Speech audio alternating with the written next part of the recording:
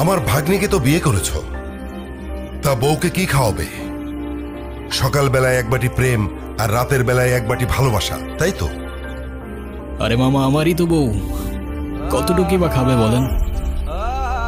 সমস্যা নেই।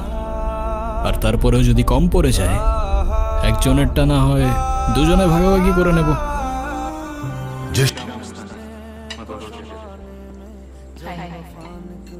বেশি করে দাও। কি নানু ভাই?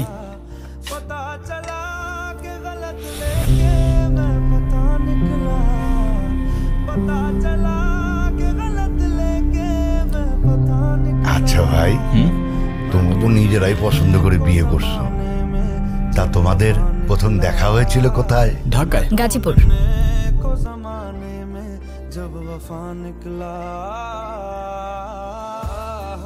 মানে ঢাকায় গাজীপুর সাফারি পার্কে।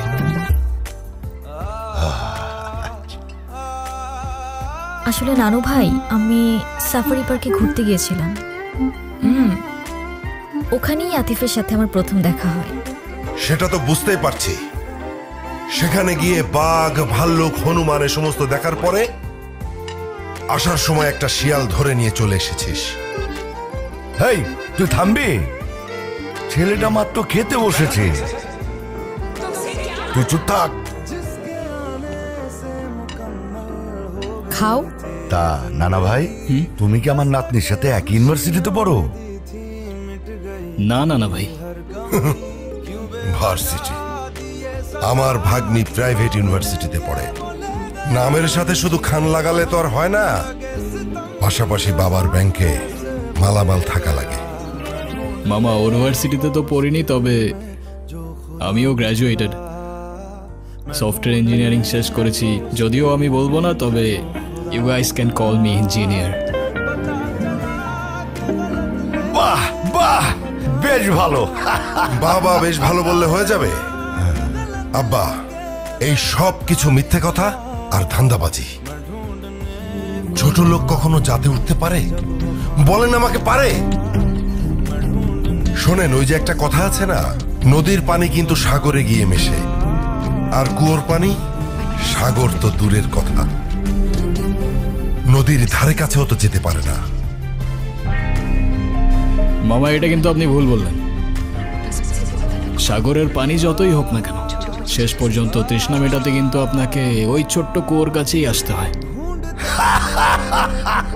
কি জবাব দিয়া হয় মেরা ভাই।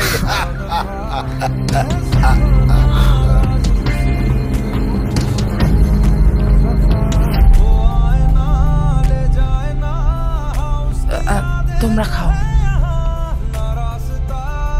কি ব্যাপার বাবা, তুমি খাচ্ছ না কেন? খাও। আমাকে বল না দেওয়া পর্যন্ত আমি কিছু খাবো না। আবার বল, খাওয়ার সময় বল, চুপচাপ ভাত খা।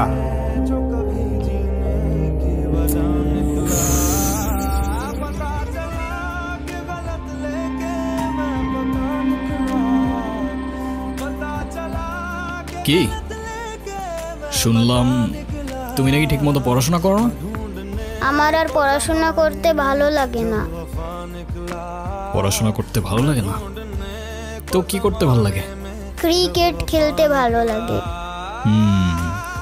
সে তো ভালো কথা, কিন্তু তুমি যদি ভালো করে পড়াশোনা না করো, তুমি বড় হয়ে ক্রিকেট খেলবে কিভাবে? কেন? কারণ খেলার মাঠে তো ব্রেইন চাই, আর পড়াশোনা না করলে ব্রেইন কোত্থেকে আসবে? খেলার মাঠে আরো স্ট্র্যাটেজি চাই, আর তুমি যদি স্কোরবোর্ডের নাম্বারই না বুঝতে পারো, তুমি খেলবে কি করে? তাহলে এখন আমি কি করব? তুমি এখন থেকে প্রতিদিন ঠিকমতো পড়াশোনা করবে। হ্যাঁ, মজা করবে, খেলবে, সবই করবে, সাথে পড়াটাও করবে।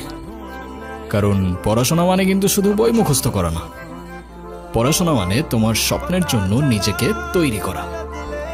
আচ্ছা, এখন তুমি যদি আমাকে কথা দাও যে যে তুমি এখন থেকে ঠিকমতো পড়াশোনা করবে, তাহলে যাও, এই বলটাও তোমার। যাও, কথা দিলাম, প্রমিস। এখন আমাকে বলটা দাও। নাও।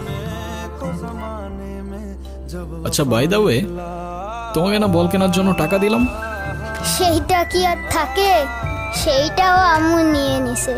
ঈদের সালামিটাও আম্মু নিয়ে নেয়। আমি যে কবে বড় হব।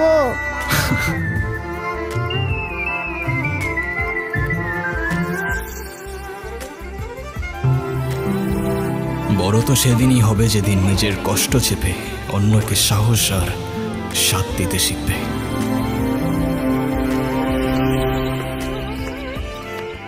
আসসালামু আলাইকুম নানু ভাই। ওয়ালাইকুম, বসো। আসসালামু আলাইকুম মামা।